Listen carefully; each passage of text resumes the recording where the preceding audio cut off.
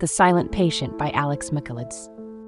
Alicia Berenson, a renowned painter with fiery red hair and piercing blue eyes, lived a seemingly idyllic life with her husband, Gabriel, a successful fashion photographer. Their stylish home, nestled on the edge of Hampstead Heath, was a testament to their artistic sensibilities. However, this tranquility was shattered one sweltering August night. Neighbors were startled by gunshots, and police arriving at the scene found a gruesome tableau. Gabriel, bound to a chair, had been shot 5 times in the face. Alicia stood nearby, her white dress stained with blood, a knife lying at her feet, and deep cuts marring her wrists. She offered no resistance as officers apprehended her and remained stubbornly silent when questioned. This silence persisted, transforming a domestic tragedy into a public enigma. Alicia's only statement was a haunting self-portrait titled Alcestis in Greek lettering. The painting depicted her naked in her studio, brush in hand, a blank canvas before her. Her eyes, though open, were devoid of expression, her mouth slightly parted in a silent scream. The painting, exhibited by her gallerist, Jean-Philippe Martin, a dark-haired, intense man with Parisian roots, drew crowds eager to decipher the mind of a killer. The public and media speculated endlessly about her motives, but Alicia remained an enigma, a silent sphinx at the center of a storm. Theo Faber, a forensic psychotherapist drawn to the profession by his own troubled past, became captivated by Alicia's case. His own experiences with a volatile father had led him down a path of self-destruction, culminating in a suicide attempt. Saved by therapy, he felt a deep empathy for Alicia and a burning desire to help her break her silence. When a position opened at the Grove, the secure forensic unit where Alicia resided, Theo seized the opportunity. Despite warnings from colleagues, the Grove, a dilapidated Victorian building within a larger hospital complex, felt more like a prison than a place of healing.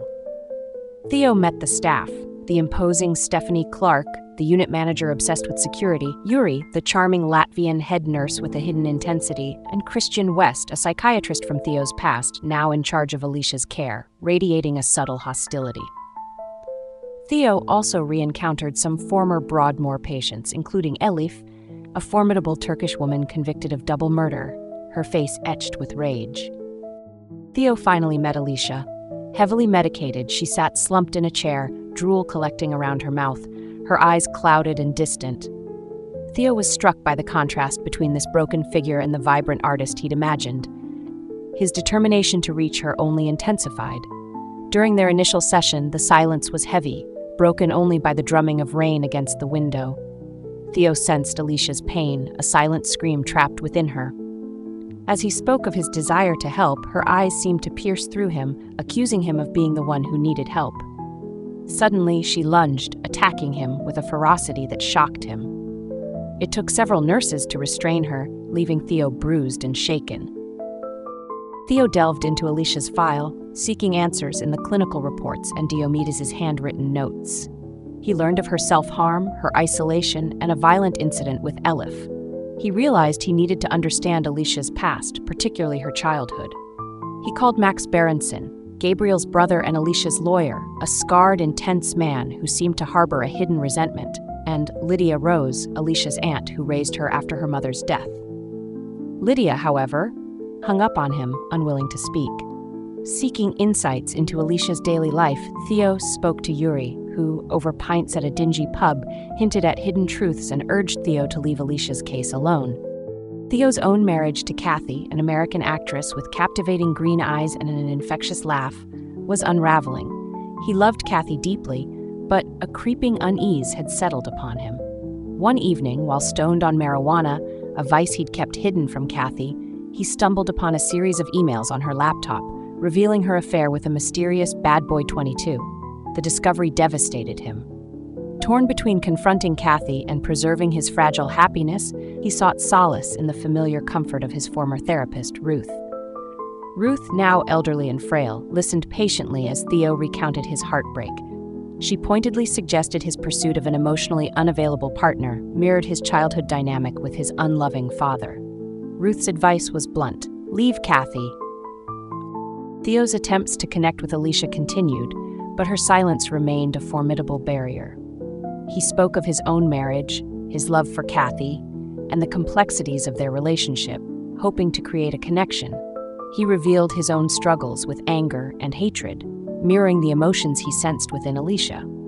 His words seemed to reach her, her eyes locking onto his, a flicker of understanding passing between them. But as he spoke of her hatred for Gabriel, she abruptly left the room, the silence returning. Driven by a desperate need for answers, Theo pressed Diomedes for details of Alicia's past. He learned that Diomedes himself had attempted therapy with Alicia, but failed. Intrigued by the Alcestis portrait, Theo asked Diomedes about the Greek myth. Diomedes, a passionate musician, explained the tragic story of Alcestis, who sacrificed herself for her husband, only to return from the dead in silent rage. The parallels with Alicia's situation were chilling. Theo, inspired, proposed a new approach: allow Alicia to paint. Diomedes agreed, but warned him of the potential resistance from Rowena Hart, Alicia's uncooperative art therapist. Meanwhile, Theo's turmoil over Kathy's affair intensified. He followed her, consumed by jealousy, witnessing her passionate encounters with her lover in the park. Tormented by images of their intimacy, he contemplated violence, even murder.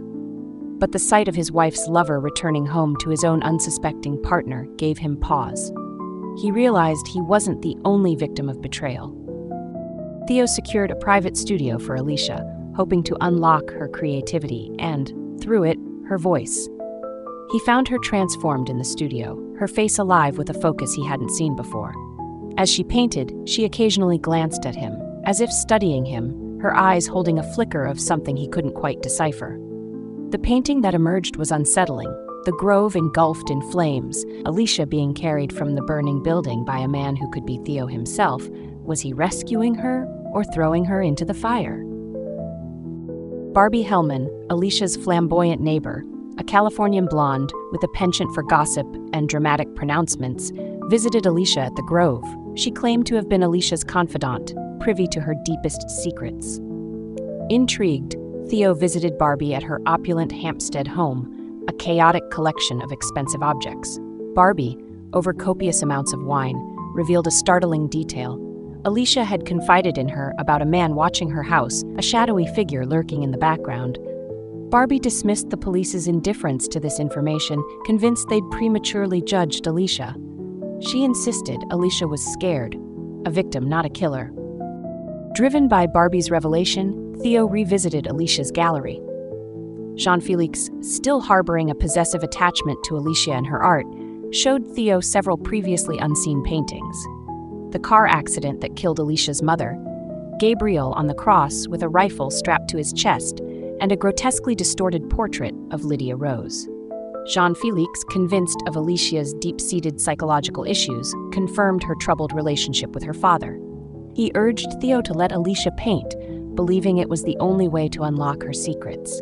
Theo, studying the Alcestis portrait, noticed a disturbing detail he'd missed before: maggots crawling on the fruit in the background. Theo, now obsessed with uncovering the truth, returned to Cambridge to confront Paul. He revealed Alicia's visit a few weeks before the murder, a detail he'd initially denied. Paul confessed to gambling debts and his desperate plea to Alicia for money, a plea she'd apparently refused. Theo, sensing Paul's fear, pressed him for more information. Paul, finally relenting, led Theo to the roof of the dilapidated house where Alicia grew up. He described a chilling scene. The night after Alicia's mother's death, he and Alicia hid on the roof while their parents searched for them below. Vernon, Alicia's father, drunk and enraged, yelled at Alicia, blaming her for her mother's death, wishing she had died instead. Alicia, hearing her father's cruel words, whispered to Paul, "He killed me. Dad just killed me." The revelation resonated deeply with Theo, who finally understood the roots of Alicia's trauma. Theo confronted Alicia with Paul's revelation. He spoke of the psychic murder committed by her father, the devastating impact of his words. He revealed his own childhood trauma, hoping to create a connection, a shared understanding. Alicia, her eyes locking onto his, finally broke her silence. Her voice, hesitant at first, soon gained strength as she recounted the events leading up to Gabriel's death. She described a masked intruder breaking into their home, holding her captive, and ultimately killing Gabriel. She spoke of her terror, her desperation, and the chilling realization that she was about to die. As Alicia recounted her story, Theo realized she was lying. Her account was riddled with inconsistencies, details that didn't match the evidence. He felt a mixture of anger and frustration, but he remained silent, waiting for her to finish her fabricated narrative. He knew he had to confront her, force her to face the truth. Diomedes, in a supervision session, confirmed Theo's suspicions. He dismissed Alicia's story as a fantasy, a carefully constructed performance designed to manipulate Theo to play on his desire to rescue her. He urged Theo to challenge her, to demand the truth. Theo's own descent into darkness continued. He followed Kathy's lover, his jealousy consuming him, plotting revenge. He even contemplated murder, picking up a rock from a garden, preparing to bash in the man's skull. But the sight of the man returning home to his own unsuspecting partner stopped him. He realized he had to find a more cunning way to exact his revenge. The next morning, Theo learned of Alicia's overdose. She was in a coma, her condition critical. He rushed to her bedside, filled with guilt and despair. Alone with her, he held her hand, stroking the scars on her wrist, realizing he had failed her. But as he touched her skin, he noticed a tiny pinprick, a mark left by a hypodermic needle. He realized Alicia hadn't overdosed. She'd been injected with morphine. It was attempted murder. Theo revealed Christian West's hidden connection to Alicia, his clandestine treatment of her before the murder, and his subsequent silence during the trial.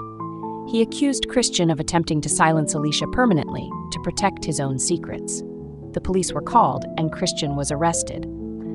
But as Theo left the grove, he witnessed Yuri, the seemingly compassionate nurse, exchanging drugs for cash with Elif. He realized he'd misjudged Yuri, that even within the walls of the grove, deceit thrived. Max Berenson, consumed by grief and rage, confronted Theo outside the grove, blaming him for Alicia's condition, his undisguised love for her finally revealed. Tanya, Max's new partner, witnessed the scene, her face etched with a mixture of sadness and fear. Theo, shaken, walked away, leaving Max to his despair. Theo, now driven by a twisted sense of justice, decided to expose Kathy's lover to his partner.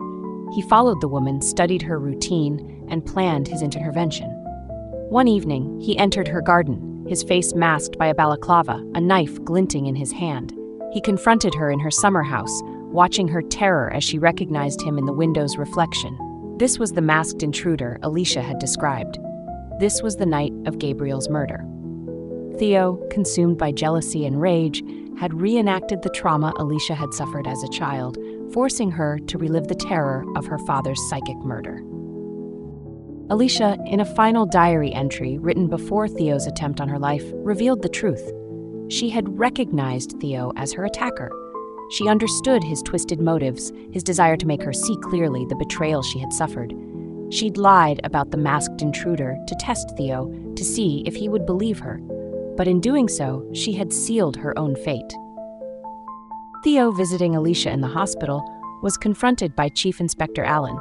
The inspector revealed the missing diary, found hidden in the back of Alicia's painting. He read aloud Alicia's final entry, detailing Theo's attempt to silence her, his confession of his own betrayal, his chilling words, "Now you know the truth, you're better off dead." Theo, finally exposed, felt a strange sense of relief. As snowflakes began to fall outside the window, he smiled. The truth finally revealed, his own silence broken.